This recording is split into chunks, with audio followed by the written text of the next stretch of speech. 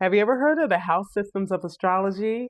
I am studying astrology, and this is an area that I'm learning about that is so interesting. In fact, astrology is so interesting. It's more than the superficial ways that many of us have known astrology. The way I've heard astrology explained to me is that at the moment of your birth, the planets are lined up in a very specific way that give off a certain energy that impacts you in a very specific way. In Hermetic principles, there is a law of correspondence that talks about as above, so below. And I know that the houses and the astrology depicts this so much because how the stars are lined and the planets are lined up at the moment of your birth is really impacting you internally and how you move through this life. So we're going to talk about the house systems, the house of astrology, the houses of astrology, so that you can gain more understanding of how these house systems work in relationship to your forecast of astrology and all of the things related to astrology. So we're going to start with the first house. The first house is ruled by Mars, and the first house in astrology represents action and personal action, how you take action. It's a fire energy, so there is passion behind how we take action. When we are taking action and we want to do something, it requires passion. And so the first house is passionate, and it is about the things that you do and that you are seeking to do through your personal actions. The second house in astrology is ruled by Venus, and it is in relationship to your values. Your values, what do you value in the material world, in the material realm? It is an earth sign, and this is talking about being grounded in what is right here, what we can touch. And the second house is really about our values, about our finances. It is about those things that we see as valuable. And it is also about your personal value within yourself. How do you value yourself is what the second house will also show you in your own personal chart. The third house is dealing with understanding. It is dealing with understanding as an air sign because it is social. It is ruled by Venus, by Mercury. It is moved by Mercury. And in this, understanding is shown by learning to gain understanding and also communicating and sharing so that other people understand, and then how you also get more understanding. So the third house really is a social house, and the way, depending on how the planets are lined up in your house, and that third house is going to depict how you are socially, how you are in terms of what you are interested in learning. The fourth house is ruled by the moon, which is dealing with our emotions. And the fourth house is about our connections, it's about our nurturance, and it's about ancestry. It's also about our roots and our foundation, and this often is represented by our families that we come from. So there can be a lot of information in your fourth house about your family and how your family impacted you throughout your life. It's very, very interesting.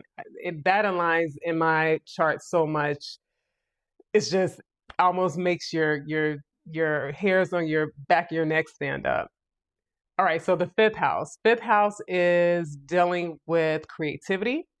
It is dealing with shining. It's represented by the sun, so it deals with shining and how we shine. It is playful. It's fun. It's also a house that deals with children because children are also lighthearted, playful, and fun. But a lot of the ways that we are creative show up in our fifth house. We are going to go on to our sixth house. The sixth house is dealing with health and finances, but also service. The sixth house is also ruled by Mercury.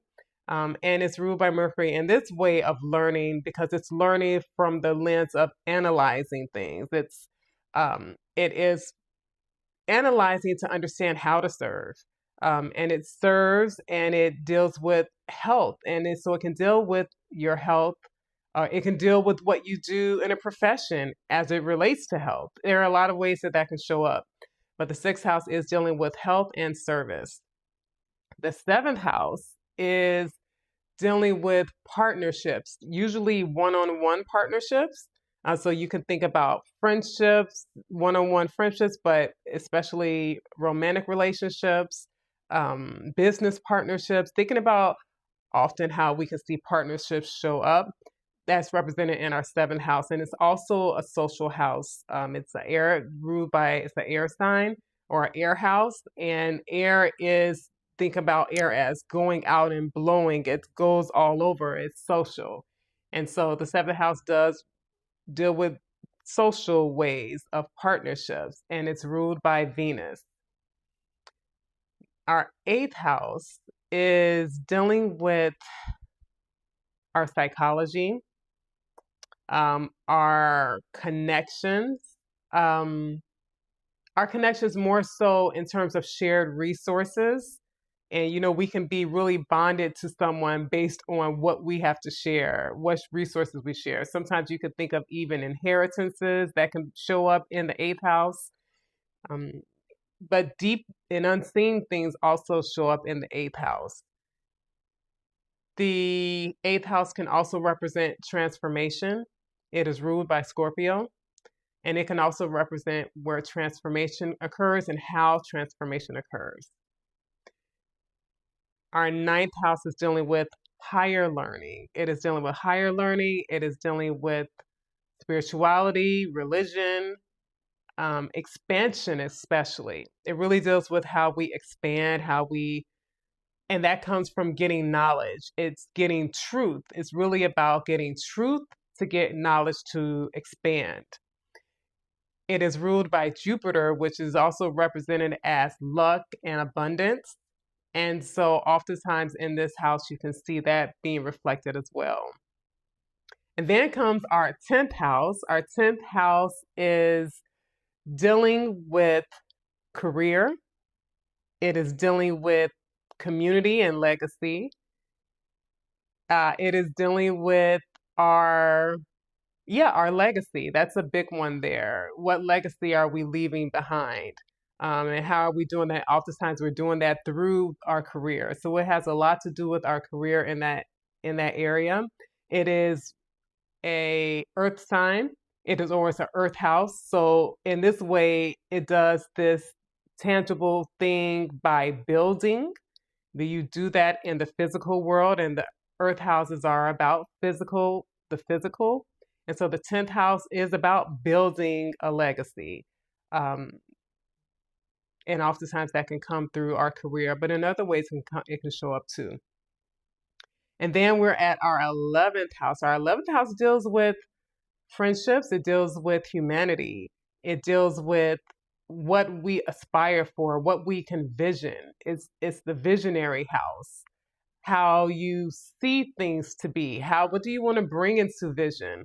And that can be represented in the 11th house, which is also ruled by Uranus. And this is the air house, so it's also pretty social. And then our final house, our last house, the 12th house, is representing spirituality, our higher self, our subconscious mind, our subconscious thinking. It is the house of unconditional love. It is the house that represents unconditional love and deep spiritual